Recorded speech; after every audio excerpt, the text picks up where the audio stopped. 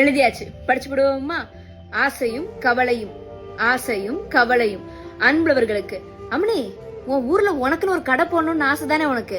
ஏன்ப்ப நீதான் நல்லா கருத்தா பேசுவியே, மேடை ஏறி ஒரு கலக்கு கலக்க வேண்டியது தானே? உன் பேச்ச கேட்டு ஒரு 4 பேர் மாறு வாங்கி தானே? ஏண்டிமா, உனக்குதான் நல்ல உடுப்பு உடுத்திக்க பிடிக்குமே, ஏன் இப்படி இப்படி இருக்கிறவங்க தான் போடணுமா என்ன? ஆனா உனப்பு இந்த மனுஷ பயிர்களுக்கு எம்புட்டு ஆசை, பிறகு ஏன் பயம்? பிறகு பயம் இருக்காதா?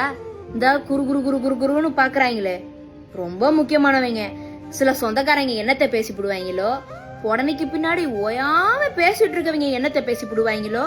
ஏன்னா இவங்களாந்தே நமக்கு வந்து ஒருவேளை சோறு போட போறவங்க. இங்க பாரு, நாம யாருக்கு பயப்படுறோமோ அவங்களுக்கு ஒரு தகுதி வேணும். வாத்தியாருக்கு பயப்படுறியா? உன் வாழ்க்கை தரத்தை ஒஸ்தி விடுவாங்க.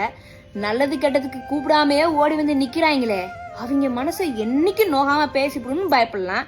ஏன்னா உன் கனவை கூடயே இருந்து அவங்களால முடிஞ்ச உதவிய செஞ்சு நிறைவேற்றுவாங்க.